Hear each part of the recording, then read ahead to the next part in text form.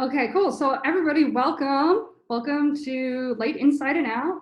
And thank you all so much for being here. It's definitely given me something to really positive and really good to focus on. I hope that we can kind of all use this time to create some really awesome photos, even though we're sort of like stuck inside and we're stuck in time essentially right now.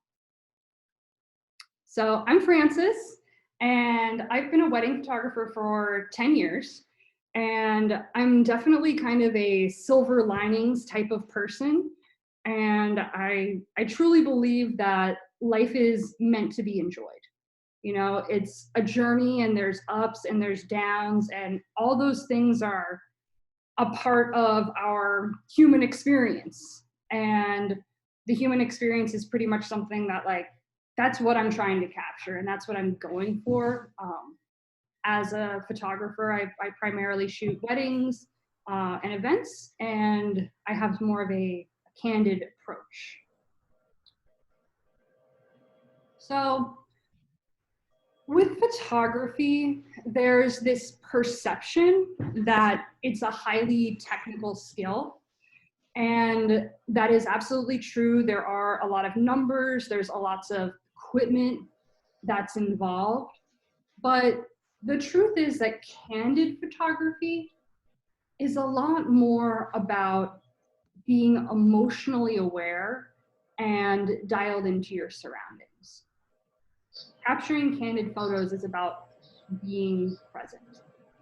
And being present and learning how to be present in the moment is also something that can really help a lot with relieving stress. I get nervous basically before every single job I photograph. To my 3 clients that are in this call, I was nervous before I shot your weddings. But as soon as I put the camera on my face, it all melts away. And I'm just living in my frame. I'm living in that box, and I'm looking at color, and I'm looking at composition, and I'm waiting and I'm watching people. So I'm not inside of my own head when I'm shooting. So right now, during this sort of like stressful and uncertain moment that we're in, I kind of want to invite you guys to maybe try some of that for yourselves. Feel what it's like to just be in your camera and be present. So we can't really have any kind of workshop that talks about candid photography without bringing up Henri Cartier-Bresson. He's the father of candid photography, and we will talk about him a little bit more later. But I love this quote. Photography is not like painting. There is a creative fraction of a second when you are taking a picture. Your eye must see a composition or an expression that life itself offers you. And you must know with intuition when to click the camera. That is the moment the photographer is creative. So for us as photographers, we need to be aware of the world around us, and we need to be open, and we need to allow things to inspire us. Photography is not like painting in the sense that we don't like dream these kinds of situations up. This isn't some kind of like thing that I've created in my heart and now I'm going to express it to the world. This is like reality. Like reality is unfolding in front of our faces. And every single photograph we take, it's a gift from the world. And we have to be open to receiving those gifts.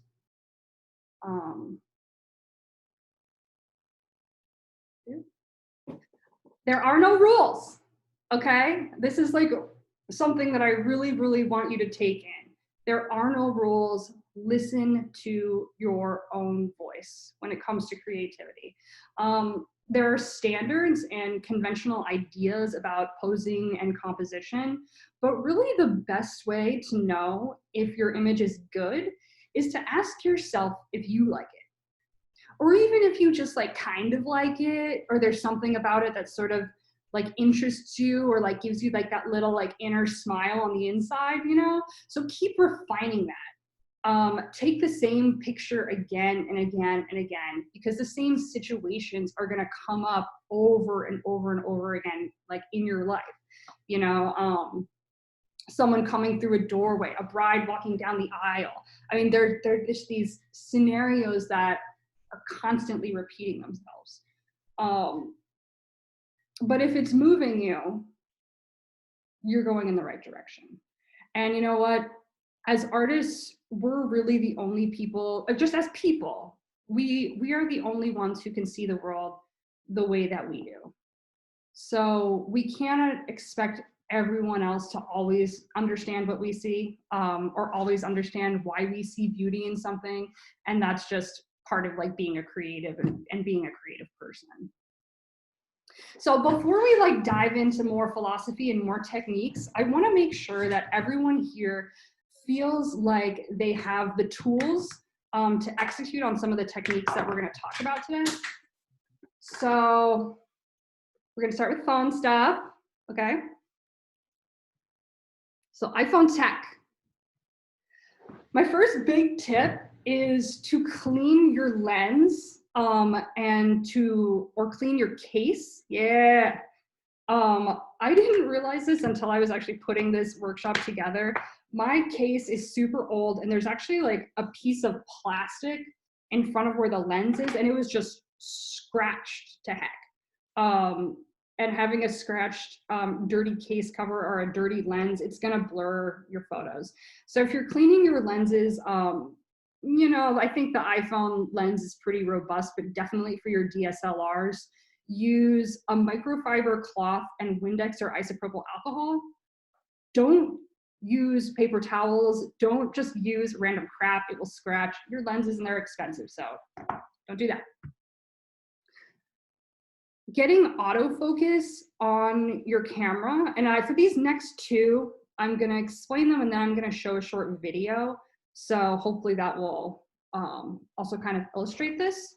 So you hold your finger down on the screen and it'll bring up a little like AEAF lock yellow square, and that will lock your focus. Right.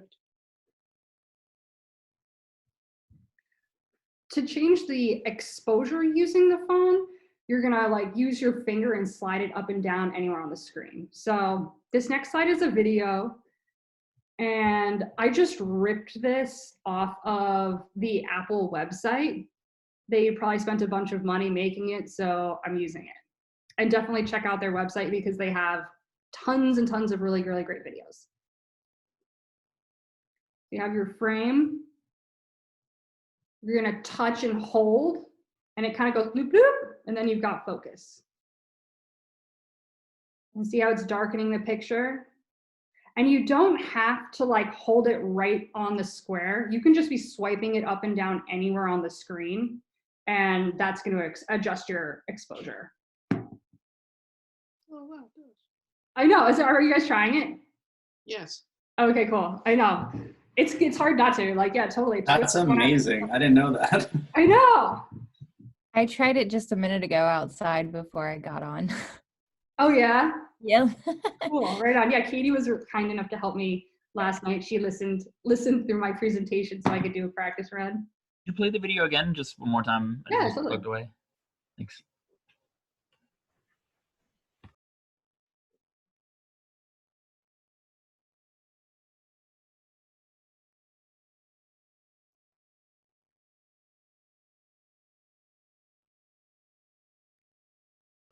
Were you able to do that, Scott? Yeah. I'm typically an Android user, so this is the work phone. So I'm playing around with the 11 Pro. Okay. Totally new to iPhone, so yeah, I'm loving this. Yay. Okay, sweet. And yeah, I have an iPhone 6, and it still works great, but I'm super jealous if you have the new one because I know there's like a whole bunch of pro functions and like super, super cool stuff. So if I get my hands on one of those phones, I'll totally do a whole class on using pro functions. Yeah. For iPhone. So that's lock focus and adjust exposure. Oops, okay. So, all right, this next one is really cool too. So the volume button on the side of your phone also activates the shutter. If you're in camera mode and you click this, it will take a picture. Wow, it did. Yeah, I know, it's brilliant.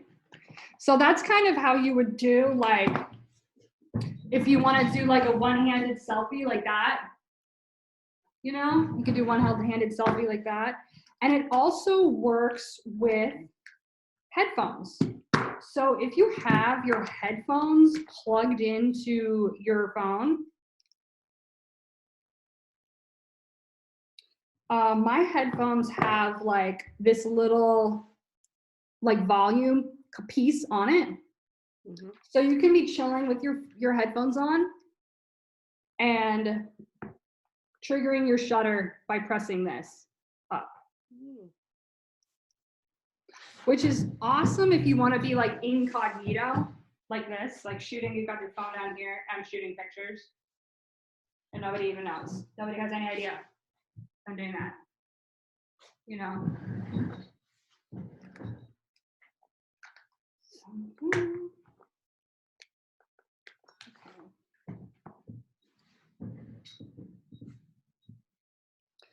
Okay, this next piece, so this isn't super important, but I feel like I need to mention it. When you zoom in on a photo using your phone, it's different than when you're using a zoom lens on a camera. When you're zooming in with your phone and you're like using your fingers to pinch it and make it go in closer, you're essentially just cropping it in the moment. So you're losing data. Some of the newer phones, like Scott, your phone has, I think, a telephoto lens function on it where you can zoom in closer and it's going to maintain the same resolution. But for like my iPhone 6 and anyone who has an older model or a different phone, it'll change the resolution. So the idea is, instead of zooming with your hand, zoom with your feet.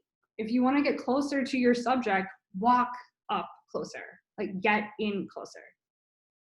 So most of the time, these are just two photos. You probably can't even really honestly tell the difference. We call this pixel peeping, I believe, right? Susan Bryce, we like, if you're like zooming in and you're seeing that something looks like kind of like crunchy or not so great, it's like, who is actually zooming in? Like, come on. If you're posting these photos, Susan's like, I am. If you're posting these photos on social media, they're gonna be small anyway. You know, these are things that you're just sharing with your family and friends. Don't worry about this so much. Just have fun. If you zoom in and that makes you feel creative, then do it. But just kind of be aware that there is gonna be a little bit of a difference in the image quality. All right.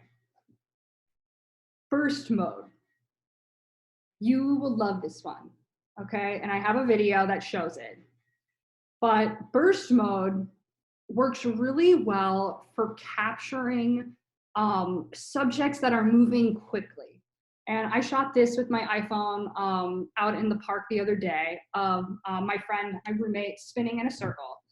And when you're trying to capture someone who's spinning, you want their face in the light. And it can be really difficult if you're holding up your phone and you're like trying to press the button. And you're trying to get that moment where their face is perfectly in the light. So the feature for this on iPhone is burst mode. For DSLR users, it may be called continuous shutter. And it's basically taking a rapid succession of photos at one time. So here's the Apple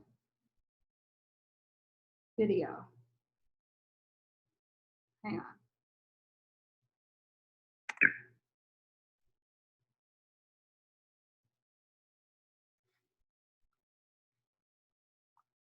Oops, sorry guys.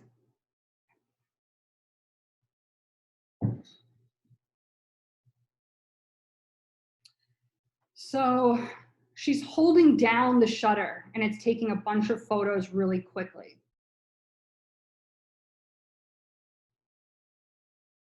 And then you go in and you select photos out of a set. So and I'll totally replay this video too if you guys want to see it again. But when you do a rapid, I just didn't know what I was doing. what was that? I've done that. I just didn't know why I had done it. And I usually didn't want to do it. So Yeah, thanks. yeah, and it will take up a lot of space on your phone and on your hard drive. So it's really important if you're using burst mode to capture fast action. When you click on it it'll like come up in your photos, and if we have time later, I can show you in photos on Apple Photos on the computer, but it'll end on your phone. You have to make a selection. It'll say make a selection. It's like in the top right-hand corner, I think, of the phone. And then you go and you pick out like 1 or 2 photos, and then just delete the rest. Like all you're going for is 1 or 2 shots. Pick them, delete, and just move on with your life. And take advantage of. Did someone have a question? I was going to say, when you decide to pick one, it'll ask you if you just want to keep the one you picked or delete or keep all of them. Yes. So delete the rest. That would be my advice to you. Would be to just delete the rest of the photos and take advantage of being able to make those choices in the moment. Honestly, I feel like we enjoy photos more when we have less of them. Like having thousands and thousands of photos on a hard drive isn't really doing anything for us in our lives. Having a few of them on our walls or in an album does. Like that's going to give you actual value. That's going to give you something that you can actually enjoy. So don't overwhelm yourself and just like delete. It'll also be easier if you're doing it in the moment to remember what you were going for in that moment, like what type of shot you were trying to get, than if you wait. So this is just like another little tip. If you find yourself getting a lot of blurry photos, it could be because you're not holding your camera still enough. This is particularly true, like especially when it gets dark. So something you can do is you can put your arms on a table and hold it steady and shoot like that. Or you can like lean up against a wall and shoot like that. And that'll help you to keep your camera still. So I'm just gonna throw a little bit out. I'm not gonna go like super in depth, but I want to give anybody who's a beginner DSLR user some sort of basic concepts, and they may be a little bit difficult to grasp at first. Do not be discouraged. It took me a while to really understand all of the functions of the camera and how they work together. It just takes time, but you'll eventually get there. So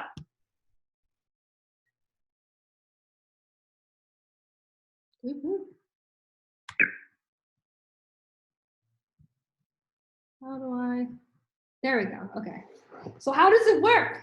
Okay, so we have a camera, and we all know that light passes through the lens, the aperture, shutter, and it hits our image sensor, and that's how it makes the picture. Can you guys see my mouse?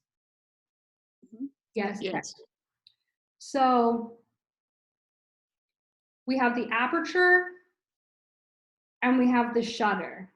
And those are the two main components. And I am going to explain how they work together. But first I want to explain a little bit about what they are separately. So the aperture, which is this part of the camera, it's like a hole that opens and closes like this. They're like these little blades inside of the camera that kind of like create a little circle. A lot of photographers will use that as like part of their logo. You may see that shape a lot. And aperture is measured in f-stops.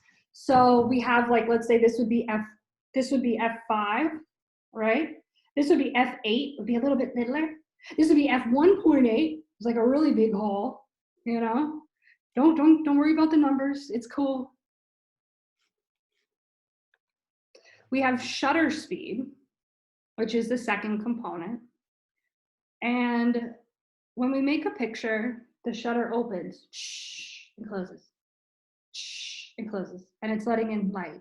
And it's opening and closing for different amounts of time. So we measure shutter speed in lengths of time. So we'd have 1 second, or we'll have 1/125th of a second, which is faster, or 1/1000th of a second, which is really, really fast, right? So aperture and shutter speed work together. And we can sort of use our imagination to imagine that aperture and shutter speed kind of work like water running through a hose. So let's imagine that the water is light and the hose is sort of like the camera. So the bigger the hose is, the less time you need for water to go through. The smaller the hose is, the more time you need for water to go through and like fill up the same size bucket, right? And it just takes, you know, a lot of playing. Does that kind of make sense? That analogy sort of makes sense to everybody? Yes. More or less, okay. So the third function of the camera is ISO. And I'm just gonna breeze over this really quickly. In basic terms, ISO is a camera setting that will brighten or darken your photo.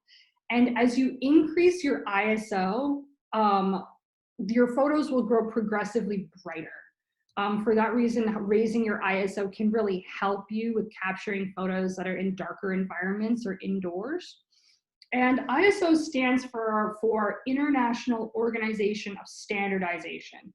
Okay, it's a throwback to film, when film was standardized to be sensitive to different amounts of light.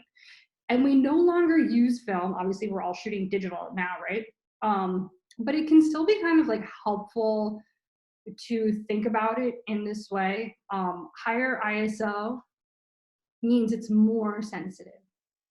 Lower ISO is less sensitive, so it's better for indoors. Or better for bright light, excuse me. I kept this function on auto for a really long time, and I'm not ashamed of it. It can be really difficult to learn all of the features of, sorry, a little warm in here, to learn all of the features of the camera. So if you have the option to automate something or to put one portion on auto, do it, you know? Basically, no one picks up a camera these days and is like immediately shooting it on auto. Like we shoot our phones on auto. Our cameras have an auto function. Like use it and take advantage of that tool, right? We're talking about capturing great candid moments. We're talking about capturing expressions. We're talking about wanting to make like cool compositions. And you don't have to have like a whole lot of fancy tools and a whole lot of expensive stuff to get a photo of someone like really stoked. You know what I mean? So if you're confused, just use the camera on auto and focus on that. One thing that really did help me though, as I was trying to transition from shooting on auto to shooting in manual, was I took my camera and I would turn it on auto and then like look at the top and see what the settings were. And then I would switch it to manual mode and I would put those settings in, okay? And then I would count, I'd be like, 1, 2, 3, 1, 2, 3. You know, like what happens if I do 2 up shutter, 2 down aperture? And I'd look at it and then I'd play with one and then look at it and then look at it. And that really helped me to slowly begin to understand what the relationship was between aperture and shutter speed. So just take your time with it, have fun with it, play. This is play.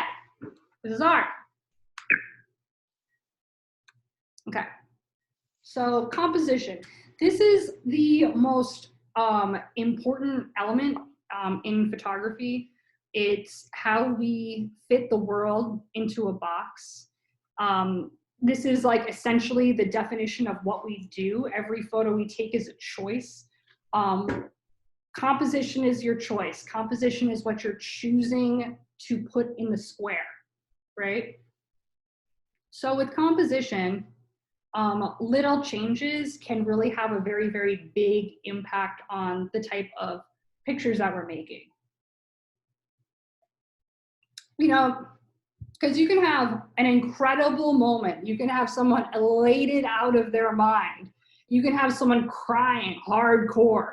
But if they're too small in the frame, or if they're all like in some whack part of the picture, it's not going to be strong. You know, you can have the most incredible moment, but if it is not well composed, you're not going to have a strong image. So the first little piece is that our eyes always go to the brightest part or most high contrast part of a photo. So I feel like we can all probably more or less understand what the brightest part of a picture would be. You know, it'll be like the whitest part of the picture, or the lightest color that's in the picture would be the brightest part. But like, what is contrast exactly? And contrast is the place where dark and light meet. Okay, so in this photo, we have sort of like two areas of the picture that are sort of like around the same brightness. You know, like this one has like a little, this part has like slightly like brighter tones in it, but this is also like pretty bright too. But our eye is like, boom, right here.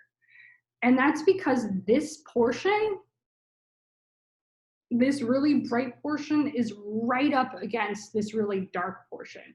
So it's where the super light part meets the super dark part. Here it's more of a gradient, so it's less contrasty. You know, focus also helps. Like having something in focus is gonna create more contrast as well. It's gonna make it sharper. Does that sort of more or less make sense to everybody? Yes. Okay. So there are two ways that we can take advantage of knowing this. And the first is to make your subject the brightest spot.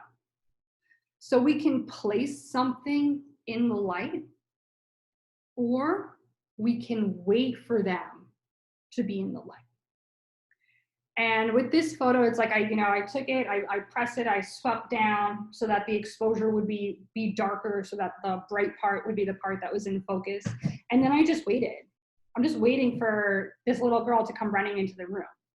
And if she had been sort of like standing over here in front of the bookcase, she'd be lost. Or I would be going like right to this bright spot, and she'd be like lost over here somewhere in the bookcase, and we'd be trying to find. The second way is to put your subject in front of the bright spot to create maximum contrast. So this is here, this is Greg holding up Peggy in front of the bright light, and you can see that she's like the darkest part of the picture, and this is the brightest spot of the picture.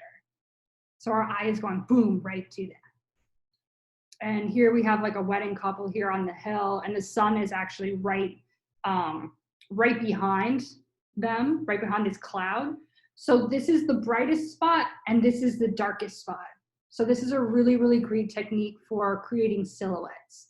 So you want to get that focus and then drag it down and get your nice silhouette. Composition. So I feel like some of you may have heard of this. It's called a rule of thirds. But I like to think of it more as a suggestion. We're not about rules here within this space. We're about suggestions, and we're about ideas. But basically, oh, come on. There we go. Okay. Arrange. So we want to arrange important. Okay, let me back up.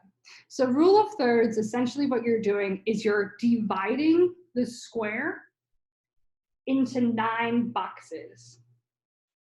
And where those lines intersect, if you put important elements of the photo on those intersecting lines or near those intersecting lines, it's generally considered to be more pleasing. I don't know why. I don't think science knows why fully, but they have done studies on this. And it's not right or wrong, but it is just sort of what people seem to enjoy and what people seem to find to be really pleasing.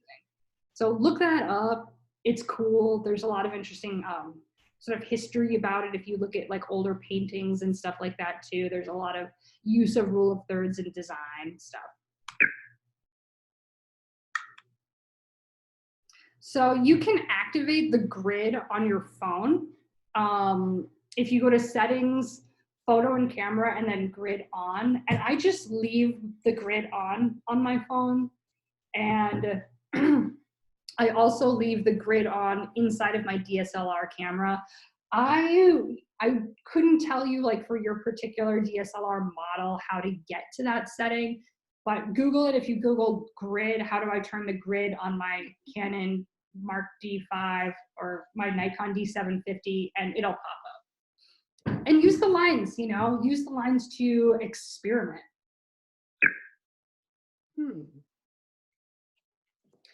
So this is a picture of my nephew. He's basically the sweetest little boy ever. And his face is the brightest part of the photo. And it is right on an intersecting point. You know, we're creating a really strong composition here by bringing his face right to that intersecting line. Here's another picture. This is an iPhone photo, and this is of my partner's niece, Sophia. And when I was first starting to shoot, I had a real tendency to like what I call bullseye shoot, which is sort of just like putting everything in the middle of the frame. You know, like that's where the focus point was on my camera. It was right here in the middle. So I'd focus and then I'd shoot. You know, but you can focus and recompose. And, you know, with the phone, you can pick any spot on the screen to focus on. And when you start experimenting with the rule of thirds, when you start experimenting with these lines, you begin to expand your compositions. You begin to start playing with bringing things all the way to the edge of the frame. You know, and then creating negative space, which gives us a really awesome sense of depth, which gives us more of a sense of space. So play with this. You know, you don't have to fit everything in the middle of your photo, and you shouldn't. Okay.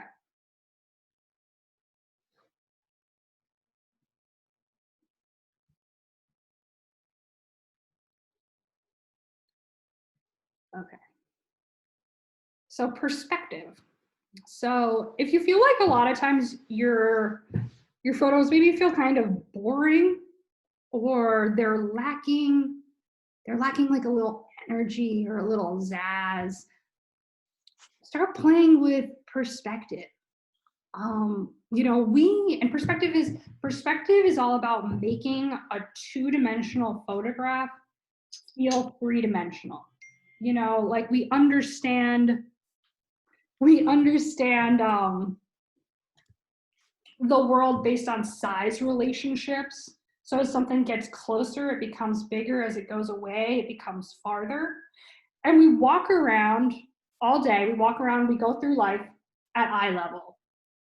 I'm 5'8", and my experience of the world and my experience of life is at a 5'8" experience. I sit and I drop and I become a little lower, but for the most part, it is 5'8" all day, every day. So to kind of like get out of the norm and create interesting perspectives, we want to get low, we want to get high, and we want to experiment. So let's get into a few of those. So for kids and pets, we want to be shooting at their eye level or lower. So most of the time, Children are looking down. They're looking down at their hands, they're looking at their feet, they're looking at their toys. Pets are usually looking for food or they're sniffing on the ground. And definitely they're smaller than us, you know? So they're gonna be, always their face is gonna be sort of like a little bit more down than when we're looking, and we're gonna see more of the tops of their heads when we're just looking at them from eye level than we will if we drop the camera down. And we wanna get their eyes. Like the eyes, that's where expression is. That's where personality is. That's where we connect with people in photographs, is through their eyes. So we want to get down low and shoot up so we can see into their eyes. So for this shot, I put the camera directly on the table, and doing that also kind of allowed me to include some other elements. You know, I have these cups here, which are creating some kind of like fun. He's almost like peeking out over this cup.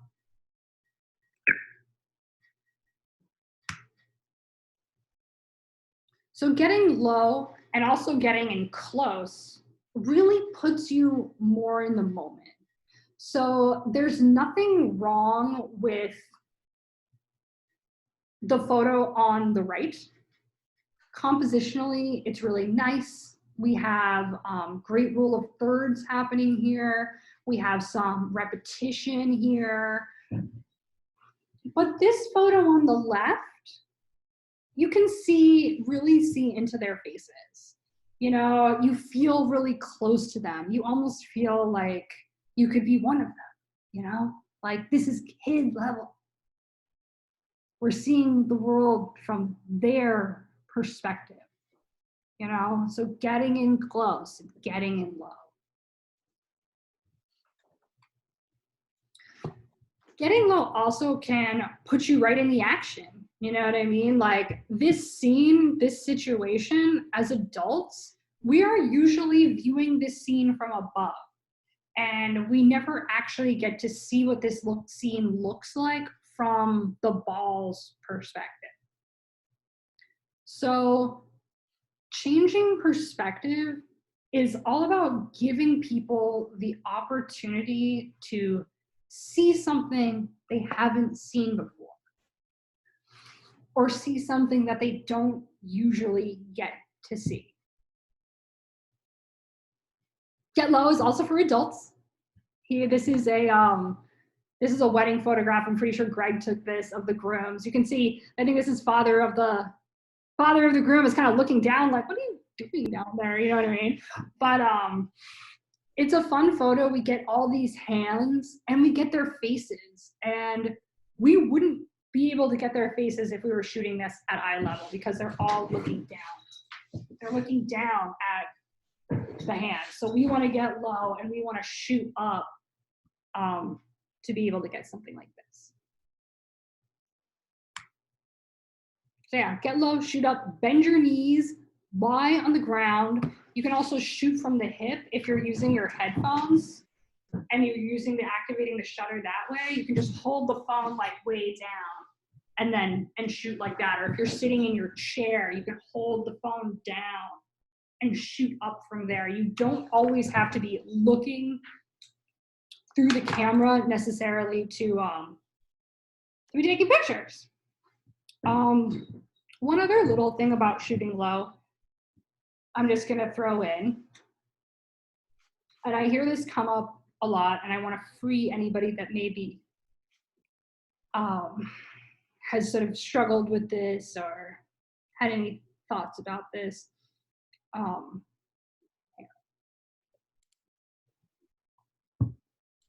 So there's sort of this thing that goes around about saying like, you shouldn't shoot from low angles because it's not gonna be flattering, it's not gonna be pretty, you know? And in some cases that's true, but you know, we don't have to adhere to everybody else's standard of what beauty is.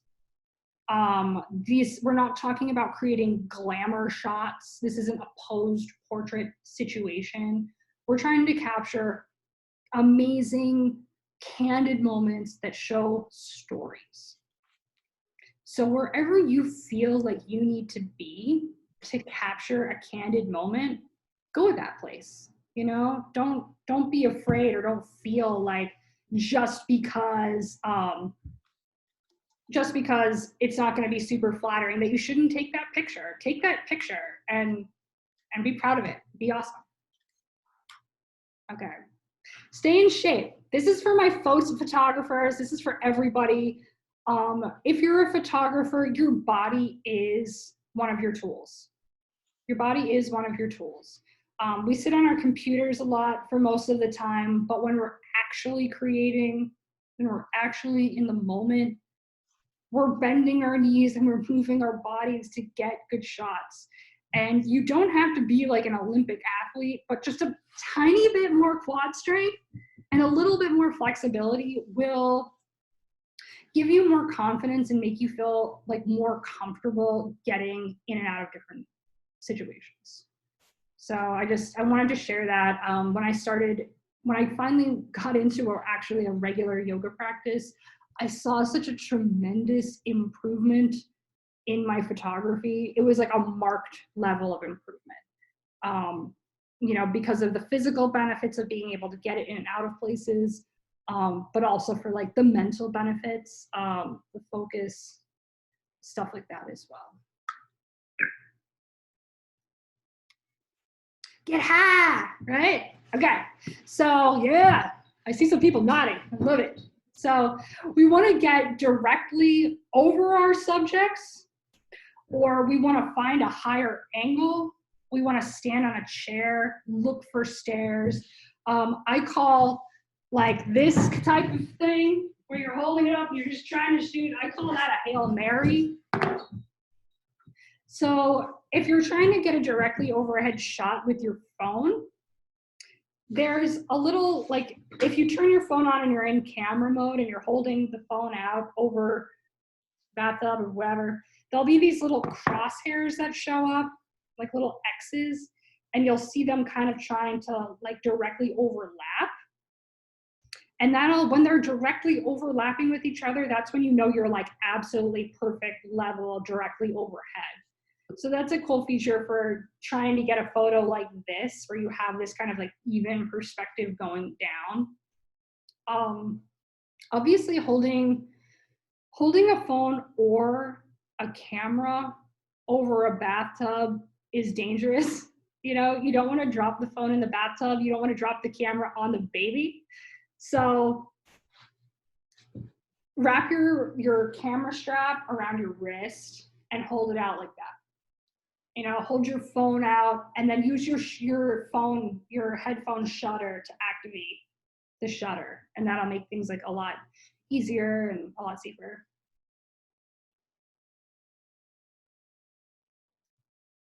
So this is a Hail Mary shot. I'm not this tall. I was jumping up and down to actually be able to get this. So for this shot, I was not looking through the camera. Like, you don't have to put your face on the camera to get these types of photos. This is really good for crowded environments, obviously something like this, but think about if you're having a birthday party, you know, your kid's birthday or a friend's birthday, and all of a sudden there's all these people gathered around a table. Try and like get the camera up and shoot down. You can also shoot on burst mode for a situation like this. I mean, it's just like, it's a little bit of luck that there's not a beer bottle right in front of Dan's face. Search for high ground. So we took this photo in Mexico and we scouted for, I don't know, like almost an entire day to find a spot. You don't have to scout for an entire day, but you do need to walk around spaces and places that you go to regularly, to find vantage points, to find places where you can get high and shoot down. You know, like think about the playground.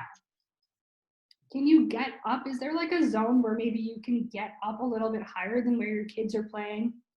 Is there a spot, you know, in a mall or at a park where there's a little bit of a hill that you can get up on and shoot down.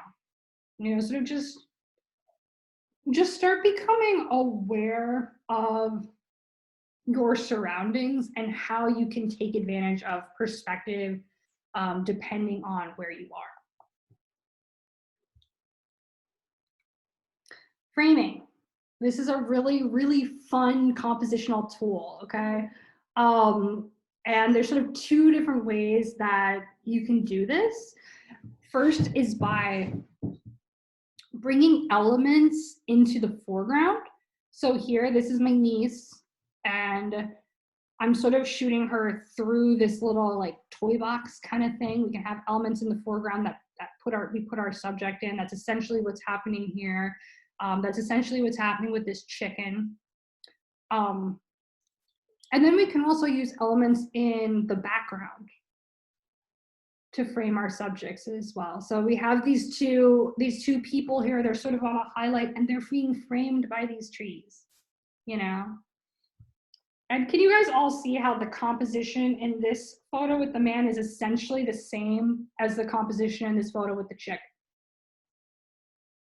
Yep, more or less the same. Okay. So candid photography.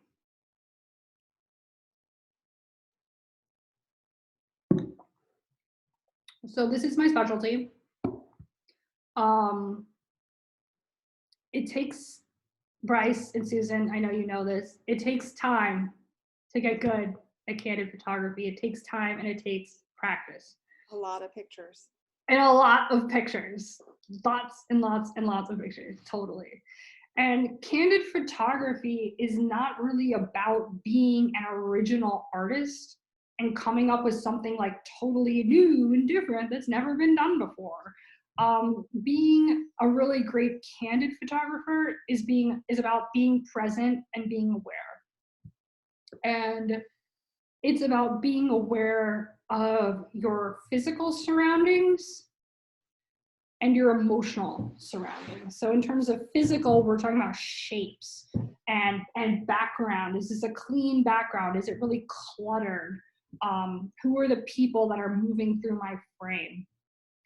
And then there's also this emotional awareness that needs to happen as well. So if you're like sitting around a table with all your buddies and you've always got that one friend that's really funny and tells all the jokes, and he's telling his jokes again, and you know he's about to drop that punchline,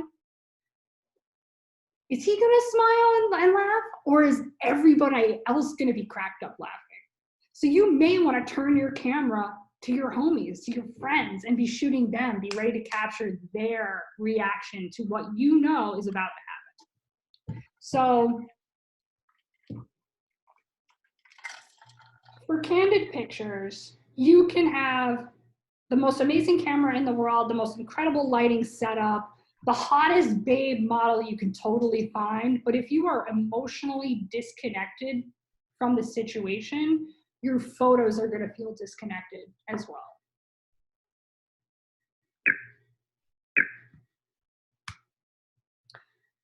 So we have to be brave to take candid photographs. We have to allow ourselves to feel our subject's emotions.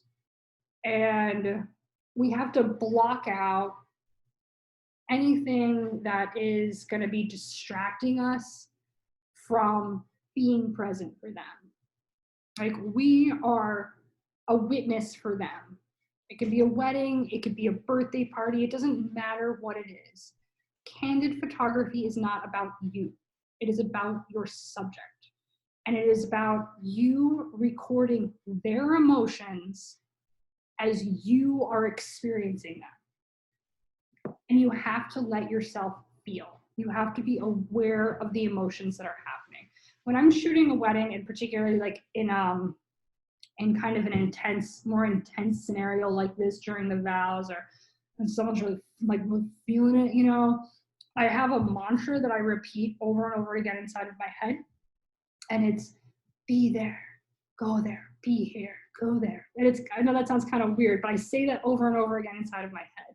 And it's reminding me to be present and it's reminding me to be calm. And I really believe that people can sense your energy and they can sense your intuition or sense your, they sense you, they know like what's going on with you energetically. So if you're showing up to a scene like this, just start becoming more conscious of what kind of energy you're bringing with you. So here's another awesome Cartier-Bresson quote. There is nothing in this world that does not have a decisive moment. And Cartier-Bresson wrote this book, I'm gonna say it incorrectly, Images à la Sauvette. It's French, I know more Spanish. But definitely pick up that book if you're interested. There's a lot of really, really epic photography philosophy in that book. So I highly recommend it. And basically the idea of the decisive moment is that there's an arc of expression and there's a moment where the composition and the emotions are all coming together as one. And that's decisive moment. It's composition and expression coming together to tell completely the story of that moment.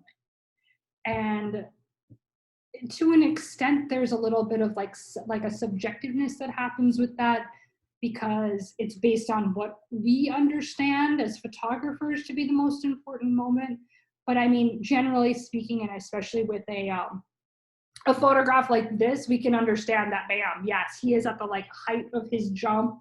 This is just crazy, like almost partial luck, like all of these elements sort of coming together.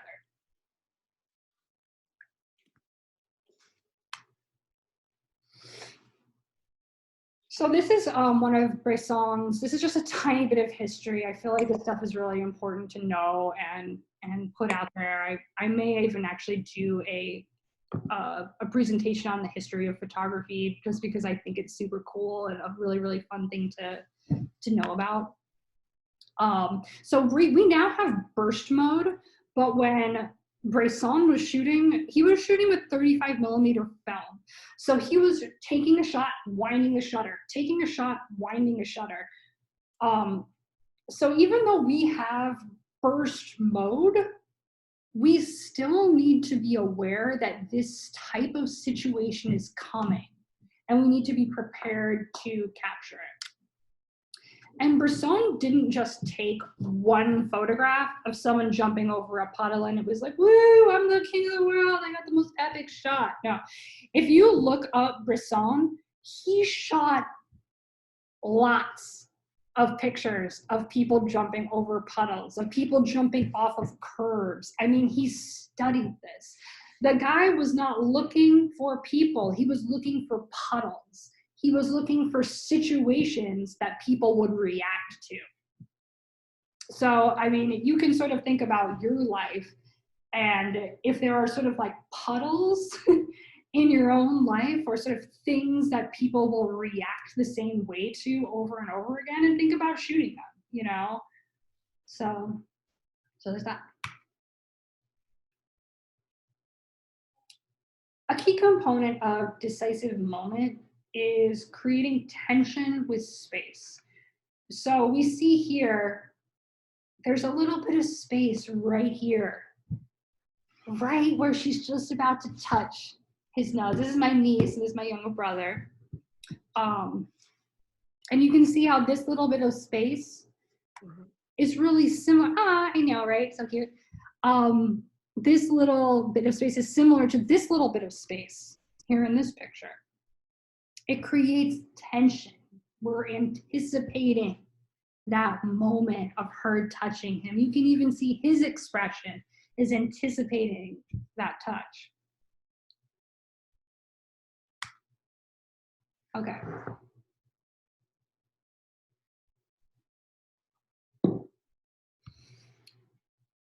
With Candid, imagery.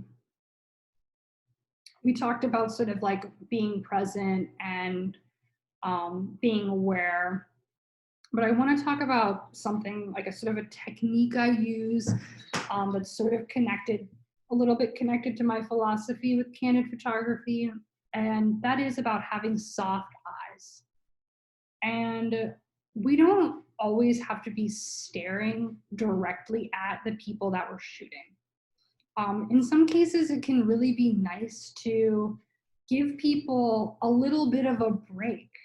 Like if you're shooting someone, you know, you can be shooting, and then maybe just kind of like, don't look away for a minute. You know, when I'm shooting a bride in a quiet moment like this, during getting ready, I like to give her a certain amount of space if I can. It all depends on the energy in the room. Like some bride getting ready in rooms, it's like, woo, yeah. There's a bunch of ladies, there's champagne popping, you know, it's like all happening. But then other times it's like a little more quiet. It's a little more like, so we want to be matching that energy. We don't want to be saying, oh my God, let me get a picture, let me get in there. That's disruptive. That is inserting yourself into the moment. Soft eyes. Look away. Respect the people that you're shooting. Give them space. Let them breathe. Okay. That's what we're after, right? We're after candid moments, and we can't be jamming ourselves in there. We have to allow these candid moments to just happen on their own and witness them and capture them as they're happening. So this is just another example of sort of that decisive moment, right? This is really intense, gives you a really intense feeling. If this was touching right here, it would not have nearly the same amount of impact. So be looking for that space, and be looking for that space when you're making your image selections as well, when you're going through your like photos that you captured in burst mode, or just any photos that you captured, you know, in general. What's up, Darian? I just see that you showed up. Nice to see you. Hey, good to see you too. Sorry, time zones have confused me. So for whatever reason, I thought it was starting now, but I made it. No worries, and it's being recorded too. So I am gonna pop up a recording. Cool, awesome. So, okay, so we talked about this a little bit before. You know, candid photography, becoming a really good candid photographer is about overcoming your own fears and pushing through a certain amount of, I guess, social boundaries that we experience as people. It can feel really difficult emotionally sometimes to approach someone who is having an emotional moment in general, especially in, like, I'd say, like more Western culture or American culture. We have a tendency to like if someone's crying, it's like you want to give them space, you know, give them space and let them feel or whatever. And sometimes that's true, you know, but search yourself, search your feelings. Am I taking a photo of someone in a compromising situation? Am I taking a photograph of someone that is going to make them feel embarrassed or upset later? Or am I taking a photograph that it's going to give them something that they're going to feel really, really good about? And if it's something that they're going to feel really, really good about, and you're showing up with that energy and that emotion, it's going to be okay. It's going to be okay. Just go for it. Just believe in yourself and believe that the intuition you have is sending you in the right direction. All right, this is a pro tip, and this is also a public service announcement type thing. For candid pictures, do not tell children to smile. They don't like it. Honestly, most adults don't really like it.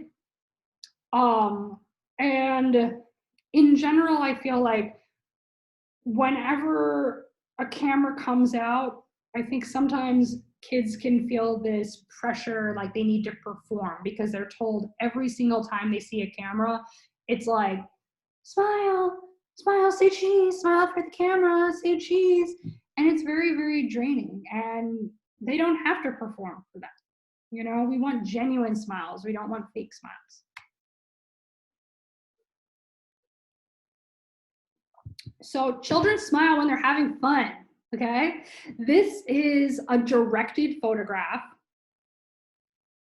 Like, this is kind of more or less like a pose type of picture. But look at him. He's smiling. He's having an awesome time, right?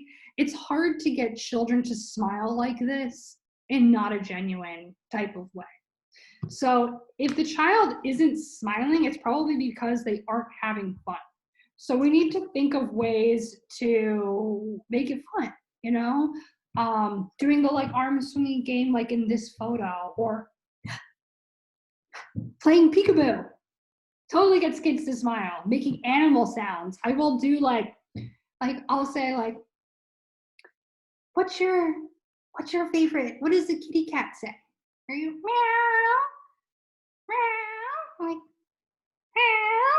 And they will start smiling. They will start to play with you. Don't interrupt candid moments, and tell other parents and other people not to interrupt them either. Like, this is awesome. Look at her. She's having a great time. He's having a great time. If this guy was tapping her on the shoulder and saying, hey, look, there's a camera, there's a photographer there. So if you're planning a birthday party, or if you're, you know, any kind of event,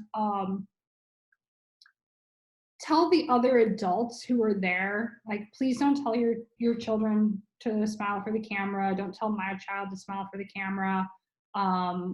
You know, and let your, you know, my photographer homies who are in there, let your clients know, like, don't tell kids to smile.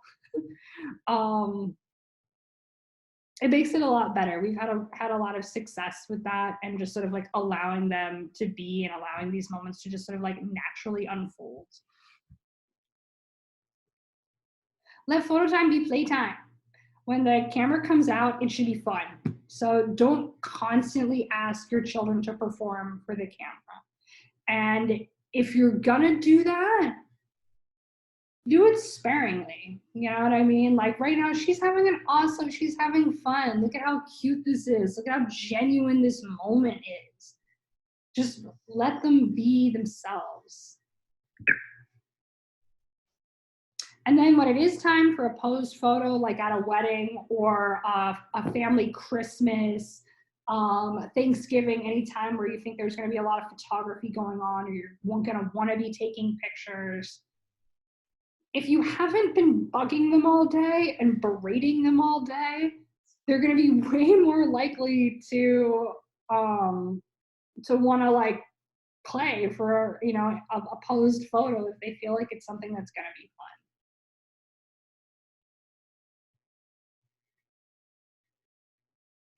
So we want to let kids have their emotions, and we want to capture their true feelings. So kids have a lot of emotions, they have a lot of feelings, and they definitely have a lot of emotions, and they definitely have a lot of feelings about cake, and especially wedding cake. On wedding day, this is like the best part of the wedding day for a child, is when they finally cut the cake. It's been sitting out like all day long. They've been looking at it. They're like, can I please get some of this cake? You know? And I'm so happy that this gentleman wasn't like bothering either of these two girls, because this is so real. Look how engaged they are in this cake. Like, this is like a serious moment for these children. I love it. I love kids. I love cake. They all react to it differently. It's always fun to see like kind of how that plays out. So yeah. And quiet moments can also be just as meaningful, you know? So don't ignore those times. And she definitely wasn't smiling in this moment, you know? She was probably like, this was after cake. This was almost time for her to go home. So candid photography is, any questions about any of that stuff before I like plow forward? No, we all good? We all Do you have time later today to talk or no? What's that? Will you repeat that? Are we good? Okay, okay, good? Yes, okay.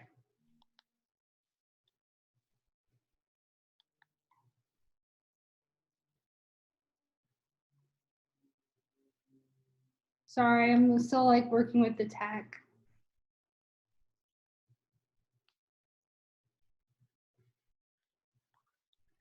Okay, so candid photography is one part luck, one part patience, and lots and lots of practice. Just like Susan mentioned, yeah, it takes a lot of pictures and it takes a lot of practice to get good at doing candid photography. And this is a concept I learned from Two Man Studios. If you want to win the lottery, you want to get that epic like banger shot, you need to buy more tickets. You need to give yourself more opportunities to get a winning shot. On average, combined, Greg and I shoot between 10 to 12,000 photos on a wedding day. And out of that, we usually deliver between 500 to 800 shots. And out of those, about 60 typically end up on our blog. So I don't recommend taking that many photos with your phone, and I don't necessarily recommend taking that many photos like on a regular day, but you know what? If you have it in you and you want to go for it, do it. The more you shoot, the better you'll get.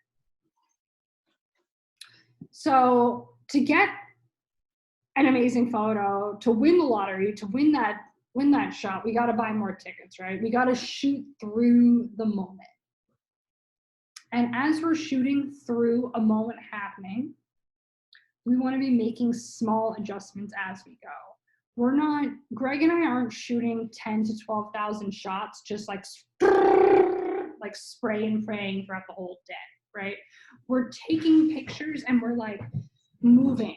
I'm like making like small adjustments as I'm shooting. And in this series, I feel like you can really see it.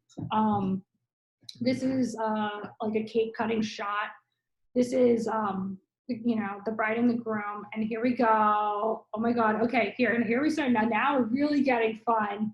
Now it's really getting intense. And then boom, this is that peak moment. That peak decisive moment. And then it begins to trail off. So the more frames you take with intention, the more likely you are to get something great. Know that there's going to be an arc of a moment. There's going to be a build up to intensity and then a fall off. But you know what? Keep shooting, keep your camera up, keep your phone ready. Because she could have come back. She could have been like, and smacked him in the face with more cake. You don't know what's going to happen. So if there's something really intense going on, stay there. Stay present, stay ready. Buy more tickets. Buy more tickets. So intentional luck is about planning and waiting and being patient. So this is my nephew. He looks so adorable here. And he's playing with his toys. And for the majority of the time while I was shooting this scene, his head was faced away from the light and looking at his toys, but I sort of knew like there was a chance, not a certainty, but a chance that he would turn and look into the light, that he would turn and look at the light. So I was just waiting, kind of close like this, you know what I mean? Or maybe sort of like that, not in a like, and in an intense like, I'm gonna get a shot way, or snapping my fingers at him to try and get him to look. That's not a nice thing to do. That's not candid photography. That's being kind of lame, honestly. Like, just wait, just be patient, be present. And sometimes this works out and sometimes it doesn't. And, it's a practice. And we're going to try and do these things over and over again. And sometimes it works out and it's awesome. And sometimes it doesn't. And that's okay too.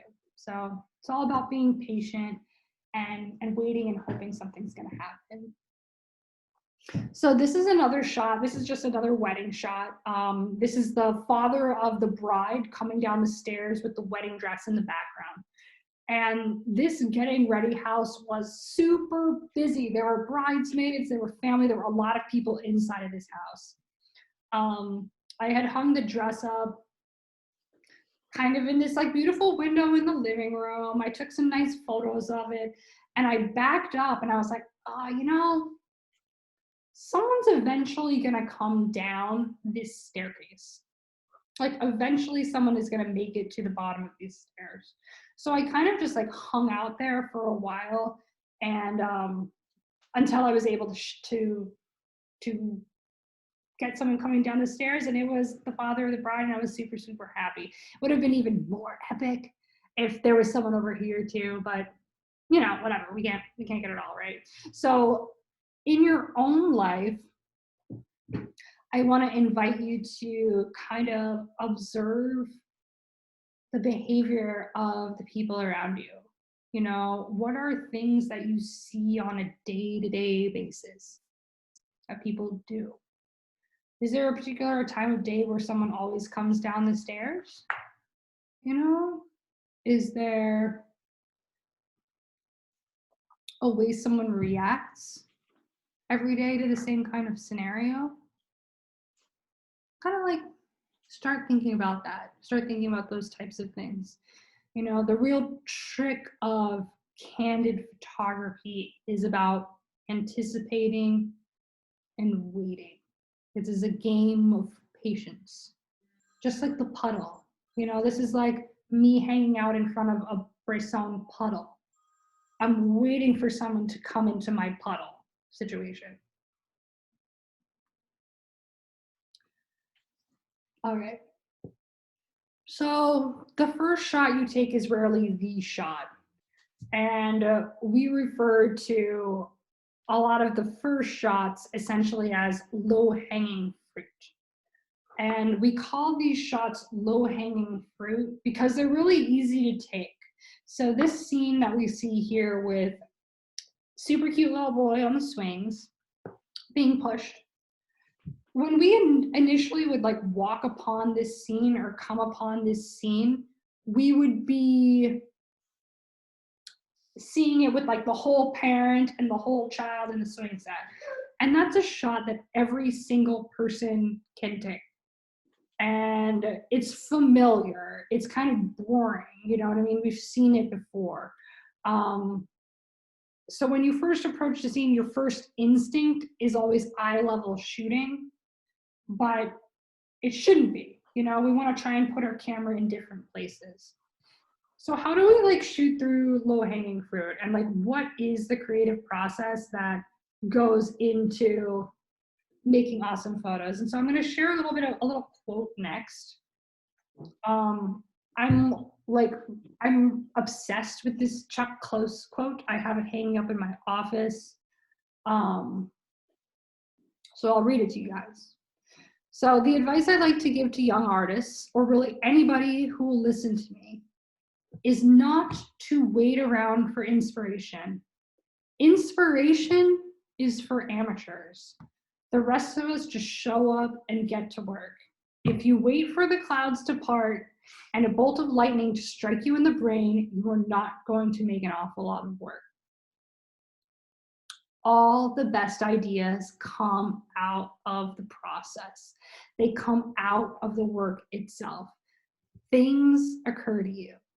If you're sitting around trying to dream up a great idea, you can sit there for a long time before anything happens.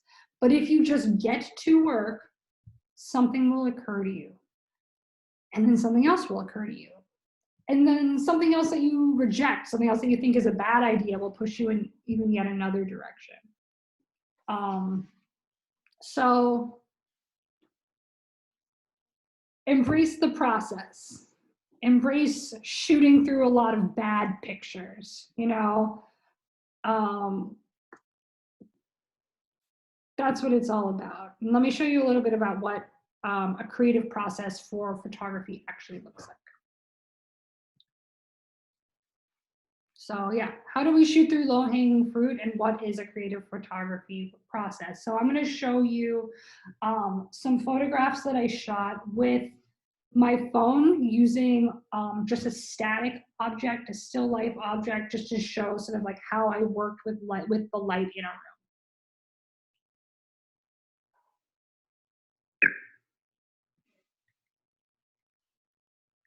So the first thing you want to do is you want to take visual notes, and using your cell phone is an awesome tool for taking visual notes. So this photograph I took last Thursday. You can see it was in Portland at 7:45 a.m. And at that time of day, in my kind of like in the front part of my house, there's this staircase going up, and the front door is over here, and there's light coming in through this window, creating this sort of like bright spot. So this is like another tool that I use too, like honestly, even like shooting weddings or shooting other things. If I see something really pretty, take a picture of it with my phone, and then I have like an exact spot and an exact time of day and date. So like for scouting for engagement session photo locations, for scouting for, we don't like excessively scout, but if you see something that's really, really beautiful, boom, record it. Take advantage of the tools that you have, you know?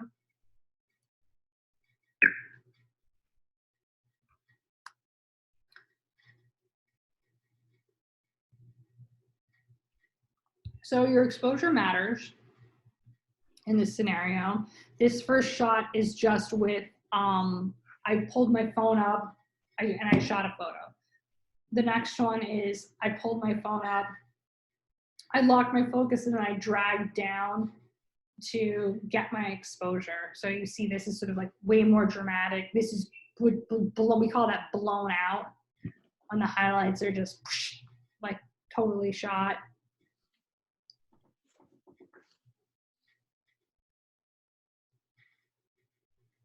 So you found your light. So let's put something in the light and then start experimenting. So I've been doing these, like I call them foraged florals, where I've been like collecting flowers from like around my yard and stuff and putting them in vases. And so I grabbed one of those and I put it in the light that I'd found.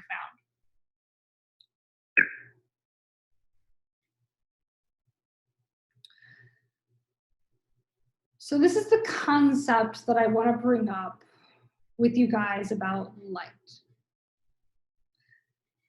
There is light and there is no light.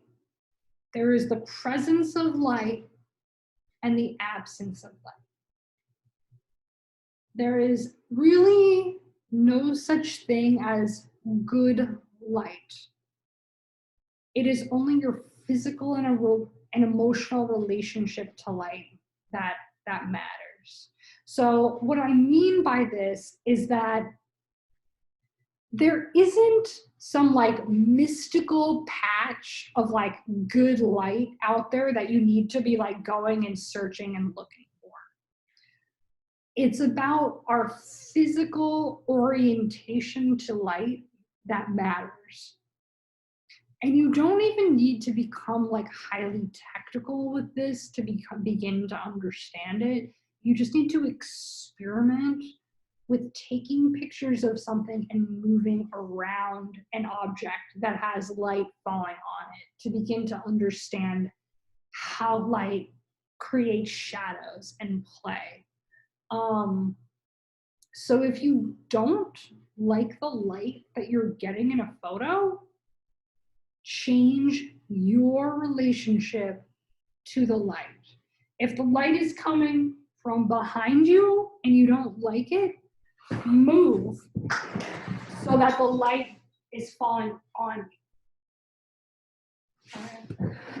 And it takes time. It takes time to see, It takes time to figure out light, but it does come. It like 100% comes, and when it comes, it's epic and it's awesome, and you can never ever stop seeing it. It's really, really cool. Okay, so moving on. So this is a front lid shot of that same floral arrangement, and I just got in closer. It's the same angle, same exact everything.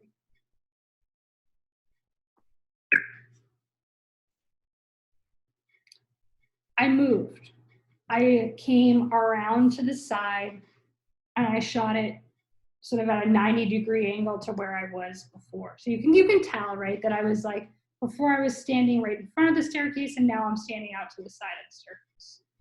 So there's no difference between the light in this picture and the light in this picture.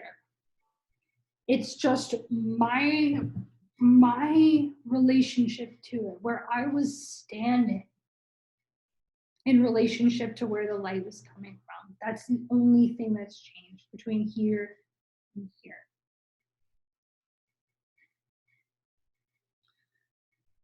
So the next thing we can do is we can back up. We can take in more of the scene, right? So like now I have these banisters. I have these like kind of cool lines. It's like, oh, that's kind of funky. You know what I mean? Like, oh, now we're sort of like adding in more compositional elements. We're like creating some framing just by backing up and seeing what else we can sort of include.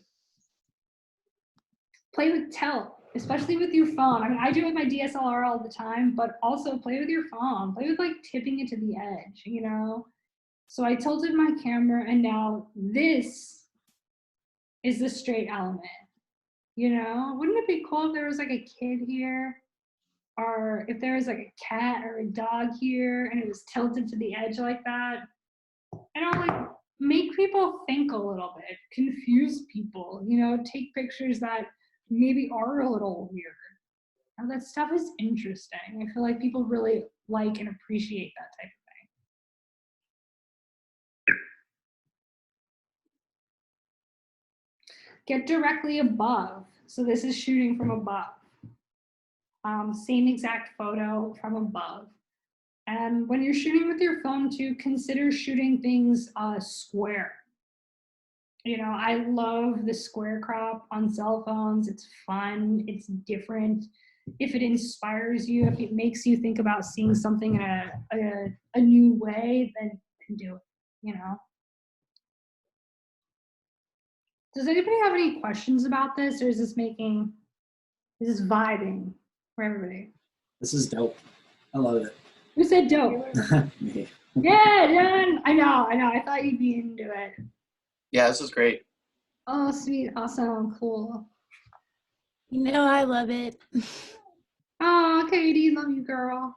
It's just stuff like that I've gotten in the back of my mind, but it's good to see it reiterated and be like, okay, yeah, remember that stuff when you're out there. Yeah, it's really good. Totally. Mm-hmm. Awesome examples. Lots of examples. Yeah. Awesome examples. Oh, thank you, Susan. Thanks. Appreciate that. Yeah, I was like, oh, I hope I can find something that'll like really illustrate those ideas. Good. Where are you living now, Francis? I'm in Portland. Portland. You're just, okay. Yeah, I'm in Portland, Oregon at this current moment. Yeah. So after this, we can, whoops, oh no, that wasn't what I meant to do. Okay, so after this, we can take a trip into photos for Mac, and I can show you like a little bit more of my creative process for how I work a scene, including a cat. But I wanted to, I think we're like basically at time for what I said it was going to be. So I just want to give anybody opportunity for, if you have any questions, or whatever. So Aperture, I don't really mess with it too much unless I'm looking directly at, like, for instance, the sun, and I want to get those blades to do that kind of, you know, make the sun look like a real sun, you know. But yeah, most of the time I'm just working with ISO and shutter speed. Do you find yourself working with aperture more or not, specific to a specific subject matter or lighting or anything? Yes, that's an awesome question. Okay, for me, aperture is the storytelling element. Hmm. It's like the storytelling function, because aperture is what controls your depth of field, right? So when we have like the big hole 1.8, we're able to create like a really blurry background, which is beautiful for portrait work. Right. But when you want to include like, I don't know, like if there were like other people in this situation, right? Mhm. Like, to tell the whole story, you need more things to be in focus. So it's a So it's a focusing tool in a sense. In a sense, yeah, totally. It can focus Okay. the viewer's eye. Like 1.8 is is beautiful. It is. You know, it's that's like when you're getting like all the big like bokeh balls, like those Yep. like big circly like beautiful balls in the background of the person that you're focusing on. Right. And it really will like help you with bringing focus onto that one person or that like Portraiture shots kind of thing. Yeah, I have a 1.8 55.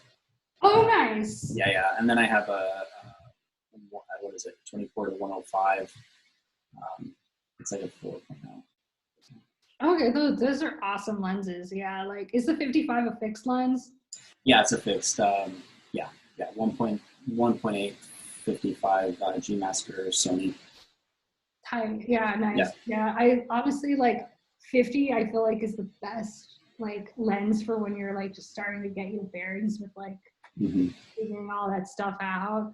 But yeah, when you start playing with dialing your aperture up, which is like closing it down. I know we say dialing it up, but we mean closing. Like, I don't know. This length. Well, it makes everything darker, right? So in a sense, yeah. Darker. So like we talked about the hose.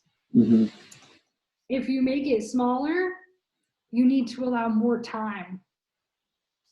Okay. So you need to make your shutter speed longer. Got it. There is a limit to how slow you can allow your shutter to be before you can like no longer reasonably hold it still. I think Right. Yeah, I think the rule of thumb is double whatever your focal length is. So if you're shooting with a 50 millimeter lens, you don't want to shoot below 1/100th of a second. Got it. I forget that all the time. It's like one of the worst things I do is shooting slow. Like I shoot slow. I don't know why. It's just like all of a sudden my shutter's like way low, you know, like way low. It just like travels low somehow. Hmm. Once you get to that point where you've pushed your shutter speed as low as it can go, that's when we need to start getting our ISO involved. Like if we have an aperture that we're happy with and we like the depth of field that we're getting, we like the amount of focus that we have in the picture.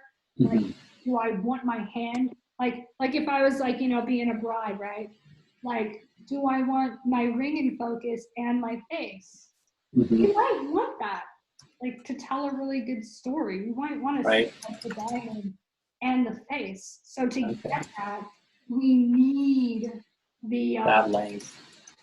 We need the aperture to be small because that's going to give us more depth of field, more focus. And I have this like shutter hugger on my camera because it's something we use with kids. I was going to bring it up earlier, but I didn't. But like on the camera, on mine, there's like a little FN button here. I don't know what they have it on. Darian, they probably have something on Sony, right? That's like For what? What button? Like on my camera, it's FN, Okay. Huh. and I press. Oh, it. function. Yeah, I think mine's on the back.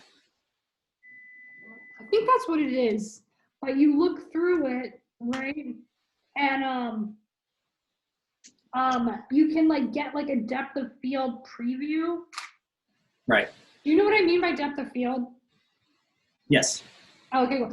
So yeah, like you can get a preview of it. So it's like, okay, if you dial up your aperture really high, you press that button, boom, it's gonna, wait, is that what the one? Oh wait, no, it's not FN, sorry, it's PV. I don't know, it's something. It's something. Susan, Darian, help me, I don't know. So it's like, it's something like that, where like you press it and it gives you, oh, it does preview view, I think. I'm not a technical. Oh yeah, preview. Okay.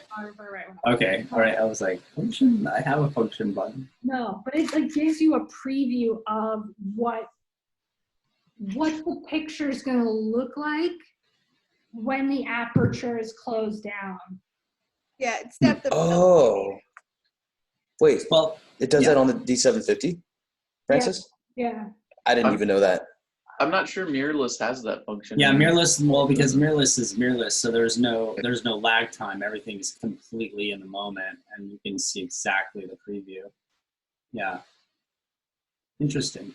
What were you saying, Susan? Were you trying to explain something?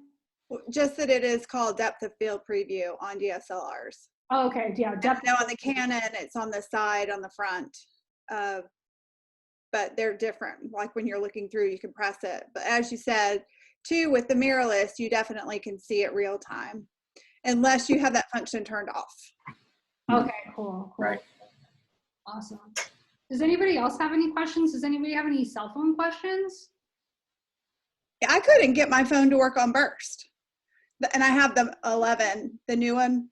So I have to try and figure that out. Because when I held it down, it would go directly into like a video, but it wouldn't let me go frame by frame to see the burst.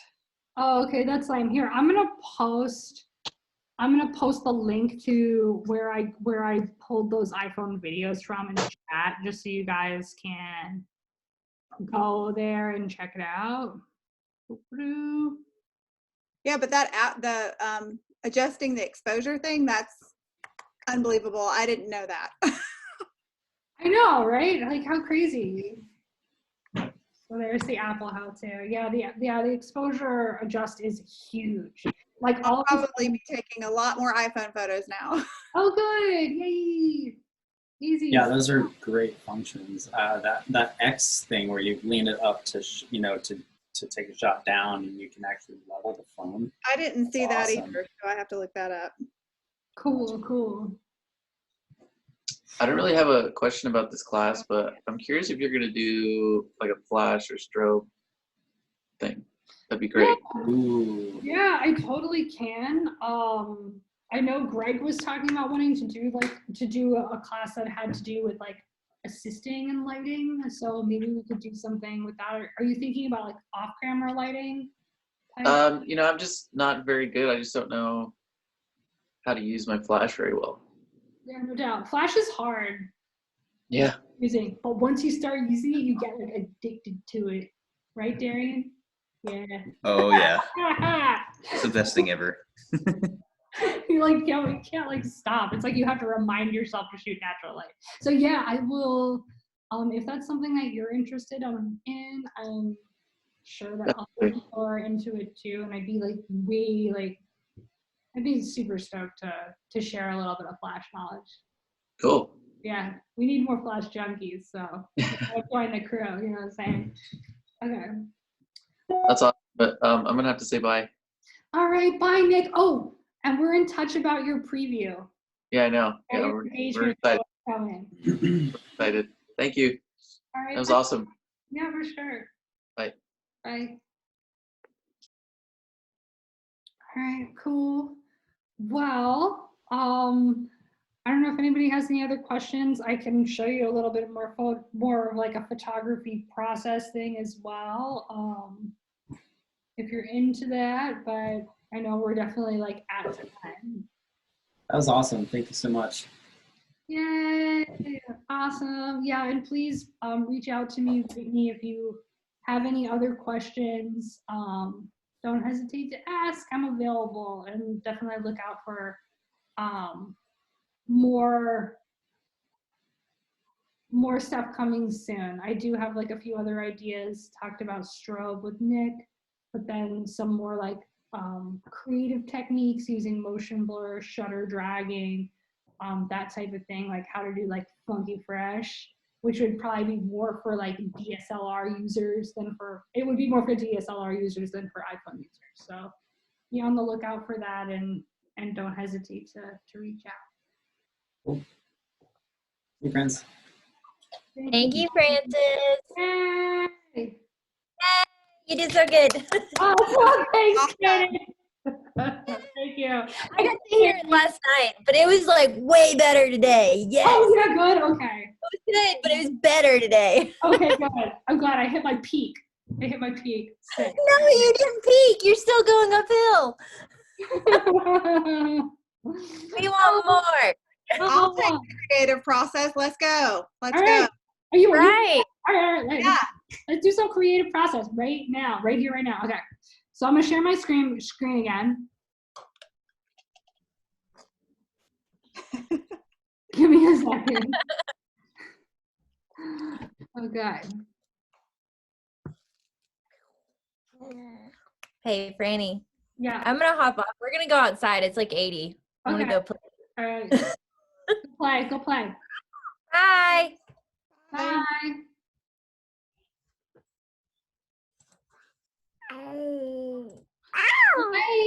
Bye, Alice.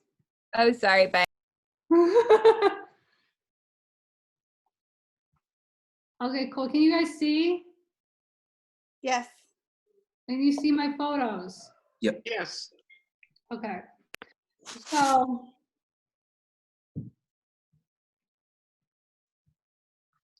all right. So this is like, I just wanted to kind of bring this down for like to more of like an iPhone type space, but you can definitely apply this to a DSLR situation as well. So I want to show you some.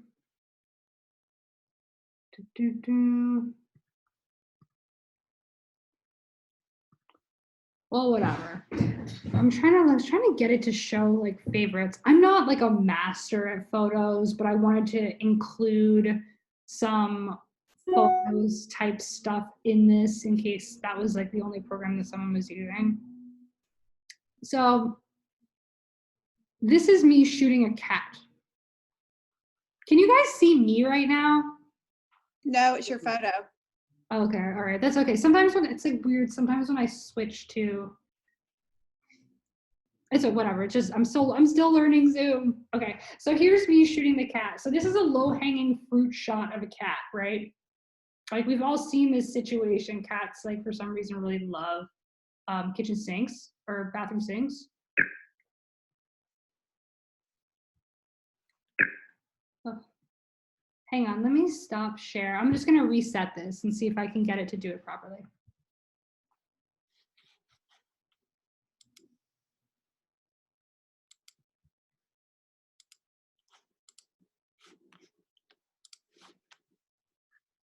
Okay, there we go.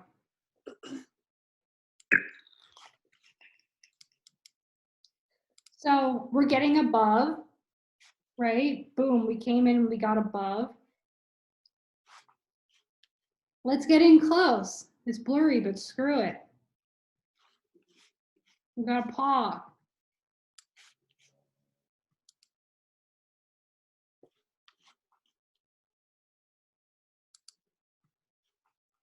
Backing up. We get a look. This is like, I feel like this could almost be a photo, right? Like, we could almost see how this like could become something if we wanted it to be, you know? Like we could crop in on this. We've got like some semi-decent like lines happening here even. You know what I mean? We're not talking about like creating the masterworks of our life. We're just talking about like creating something fun and something cool that we can like share with the people around us, you know? But that's kind of neat. That's cool. That's not the worst composition in the world, right? And we have the tail.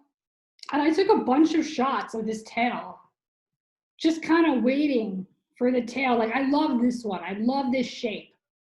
You know what I mean? But you have to take a lot of frames to get that shape.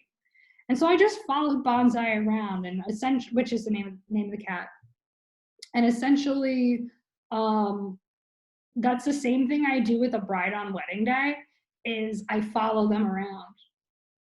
And I wait for them. This is Greg's foot, Bonsai smelling Greg's foot, but we're starting to have like cool shadows here. You know what I mean? It's like, let's play with that. Let's see what happens. Is he gonna, oh yes, he's putting his head in the light. Oh, maybe what if I just shoot the shadow? You know, and it's like a lot of this stuff is essentially garbage. You know, these are like garbage pictures, and there's nothing wrong with shooting garbage pictures. This is my other roommate, and someone's eating at it. This is the first shot I took. You know, it's like not, you know, like shoot brilliance every time you pick up a camera, right? So there's this situation happening with the cat coming to the food. So we want to tell a story about the cat and the food.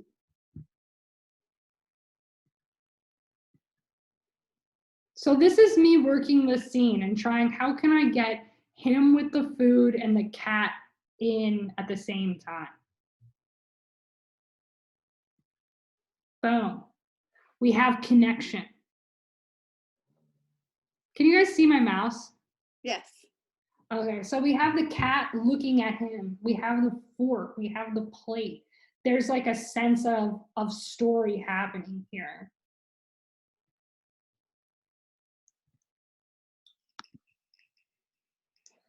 So here I'm coming around. This bonsai hasn't moved.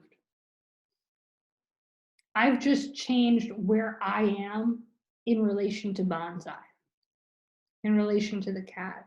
And this is bonsai's owner. This is Bonnie. And I'm waiting. Boom, connection. We have a look. We have a moment where these two people or subjects are connecting with each other. You can kind of see, like, this is something, you know, this is a shot.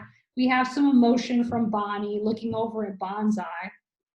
But what we really want is to show the connection between the two of them. That's, I feel like, what makes for strong photos, is when you see people interacting with each other and you can see those relationships.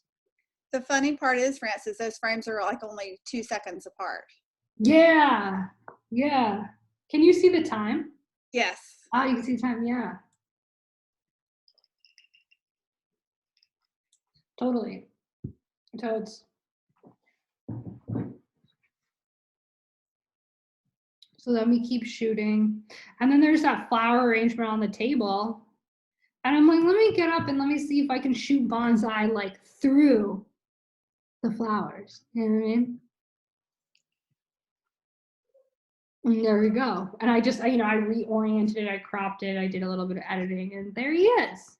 And he's kind of like almost hidden in there, you know? Getting down low. So bonsai is now on the table. I haven't like done anything to bonsai. Like, I haven't talked to him. He's a cat. I can't force myself upon bonsai. Not really. With a dog, you can make them sit, but not really with a cat. So we get this like play starting to happen with the floral arrangement. I'm just letting this happen because I'm taking pictures. I'm not terribly worried that he's not gonna knock over the vase. A little bit of motion blur happening. I thought this was a creative edit.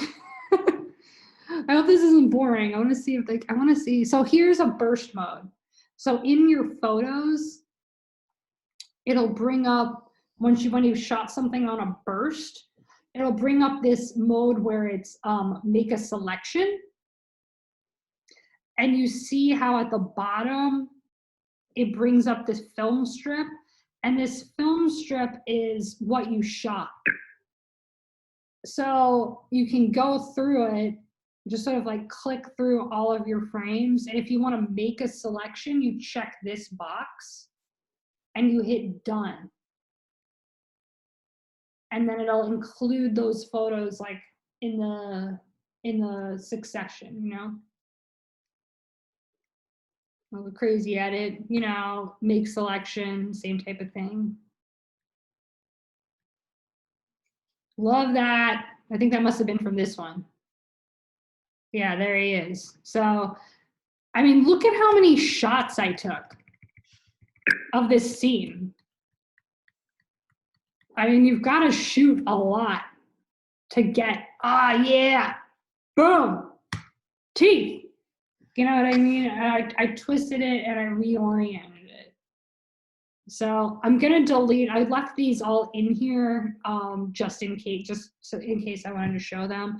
But this is the only photo I'm gonna keep from this set out of iPhone photos.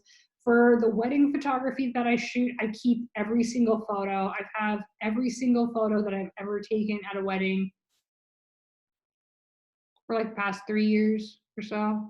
I do that for my clients. I do that just in case, you know, someone in their family passes, or you never know, someone at a wedding you shoot could become really famous, and that would add value to your photographs. So I keep those.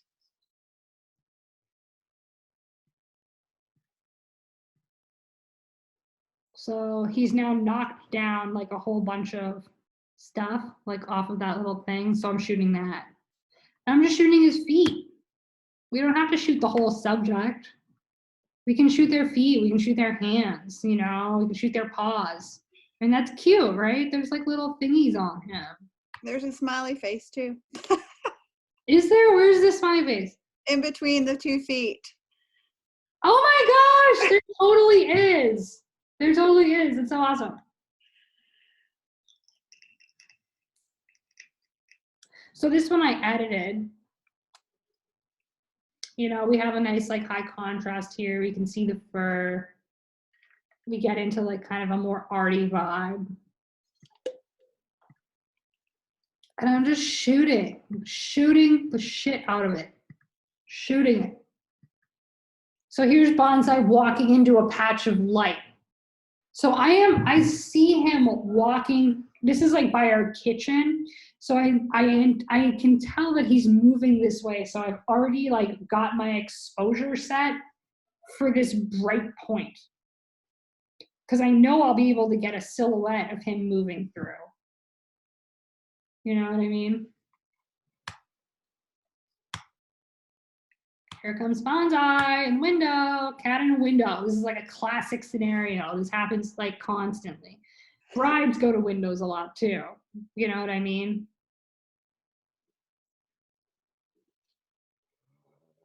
You can see too that there's like a little reflection of him in this class. And that's something to kind of be watching for. And the closer you are to, so I'm getting the cat now, and I'm getting him. But the closer you are to the glass, I don't know if I have a good example, maybe later. The clearer the reflection is going to be. So if you get close to the glass, or if you're shooting a reflection in a puddle, the closer the lens of your camera is to the surface where the reflection is happening, the clearer it's going to be.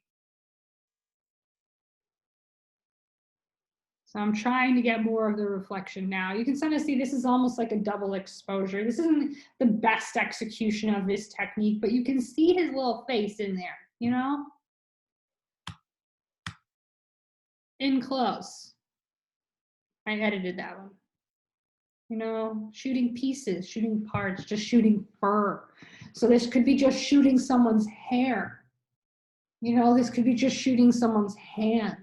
Could be shooting someone's hands on someone's shoulder. Those are details and they're storytelling elements.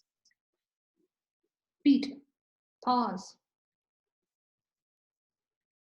Aww, get down low, shoot up. Yay. So the lower we get, the more often we're able to get a cleaner background, right? I mean, we've got these telephone wires going through here, but we've mostly got blue around him. You know, here he's kind of like intersecting with the trees, which isn't bad in this case since these are a little bit more out of focus. But here it's like, boom, we have like way more definition on it. Getting like even lower, like how low can we go? You know, like you start here and you work your way down until we get something really, really good. Above. Here I felt like we had like a really good, like just cat shape happening. Like there he is, black against white, you know? And backed up, we can now see the road. We're taking in more of the scene. We have an ability to tell a bigger story. There's this whole road here. This road is filled with opportunity. Road is filled with the possibility for someone to come through the scene, for a car to come through the scene. The couch is ready. A roommate could come and like sit down on this couch right now. He could turn his head, look, he could start walking. Like I've backed up to allow for the possibility of more action to happen. You know, I'm sort of playing with where am I putting his head in relation to the line. I feel like that's always the question. Do we put it in the middle or do we leave space? You know, it just sort of depends. Boom, he turned his head. We have a nice little cat profile. Ears, cat ears. And finally, here's my person. Here's my story. You know, this is the thing that we've been waiting for. And it's not like, you know, tremendously exciting necessarily in this situation, but it tells the story of the cat in the window and the world outside, you know? Oops, okay. So that's that. That was sort of what I wanted to share in terms of like the creative process. Were there any like questions about that? I feel like I maybe moved through that a little bit quickly. No, I got what I needed or wanted to see out of that. Just trying to see how you think and see things. It's just slowing down and the up and down and reminding myself to do those things because I get stuck and forget it. Yeah, no, totally. I feel like we can get like super duper like stuck in our 5 foot, whatever your height is or whatever. Like mine is that 5'8" view, 5'8" view of the world, you know? 5'2". Oh, okay. So yeah, so you've got an advantage. No, I'm not. I had a guy worked with me one time and he was over like 6'2". So I was 5'2", he was 6'2", and I used to love his images. I'm like, why do I love his images so much? It's not that much different, but the perspective was so different. Dude, that's your strength, Susan. Like what? That is your strength. Like honestly, being able like you know, like two man studios, right? Erica and Lanny. Okay, I think I can start my video again. Okay, like 2-man studios. Lanny is like ridiculously tall and Erica's like bitty. So they each have their strengths, you know what I mean? Like whereas for you to get lower, you've got 6 inches on me in terms of like getting low already. You know what I'm saying? True. So, like, I'll have to make that work. Yeah, like that's, you know, like we it's like funny how that is. You know what I'm saying? Like it's like your level is different than my level, and you know, you could consider that a strength in terms of shooting. I will say I wish I was just like 3 inches taller because then I could get really a little bit more up there. But my Hail Marys don't work the way yours do. Like, yeah, man. I wish I was a little bit taller as well most of the time. I wish I had like the ability. Greg and I've joked about getting, you know, those like Have you guys ever seen those like shoes that are like curved? Like, Oh, that have, yeah, like the runners. yeah, like you could bounce on. Wouldn't that be like awesome to show up to like a wedding? Oh, And like be like, that would be. Yeah, that would be cool. I would probably kill myself though. Yeah. Yeah, me too. It'd I'd be be face fun planting. right? It'd be fun for like 10 minutes. Yeah. You feel like a calf burn. Is there anything else you guys want to see right now, or Thank anything you for everything you've done. It's Oh, great. cool, yeah. Or anything. Anytime you know, I shared your post with my photography club here locally, thinking somebody might take advantage of it. Nobody showed up. I'm like, oh well, you guys are losing out. So maybe what I'll do is when you put the video up, is share the video and then say, okay, losers, you could have asked your questions. Oh, thank you so much, Susan. I super appreciate the share. That's really, really awesome of you. And yeah, I'm gonna post the recording of this, and yeah, I think I'm gonna probably do another one. I might aim for either next Thursday or next weekend. I may need to kind of like coordinate with whomever is interested about like time of day or whatever. You know. I would just like to echo. I don't know who it was who said it earlier, but like an off-camera flash, like training slash just whatever. Because I mean, obviously, you and Greg, that's like you guys' strength. You're really good at that, and I think I mean, I want to keep learning more. So. I tell you, yeah, totally, Darian. Yeah, we can definitely put something like that together, and I think that using this format, like backed up, I feel like we would be able to show. I think, right? Well, I don't know. We'll see. We'll play. We'll see how we can do with like the Zoom format and. So one thing, like you could get like maybe like that. You got a good wall right there, like maybe a whiteboard or something, so you can like draw diagrams and stuff like that. Would be really helpful too. Okay, cool. I don't know, just an idea, but.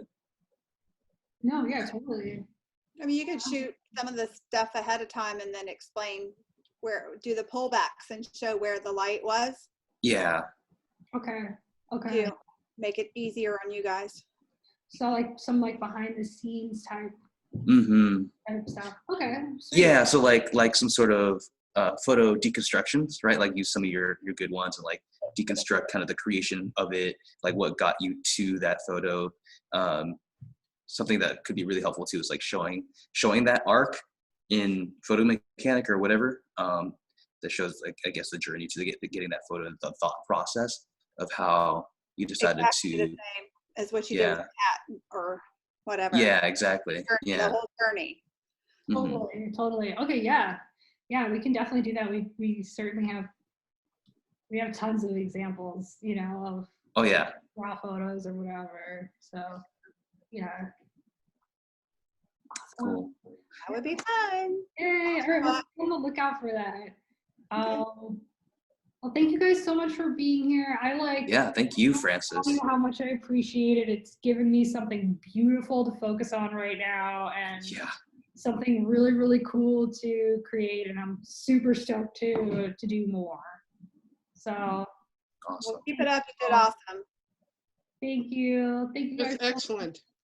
Oh, thank you, Ma. I'm glad you loved it. Thank you for coming. Thank you, Francis. You did amazing. Thanks, Dan. Say hi to Britt for me, okay? Will do. Thank you. Yeah. See ya. All right, you guys. Enjoy your day. Get out there and shoot. Yes. Shoot photos and post them. I want to see what cool stuff you guys make. Yeah. All right. Thanks. Bye. Bye, Francis. Bye. I'm gonna call you, Ma. Don't worry. Okay.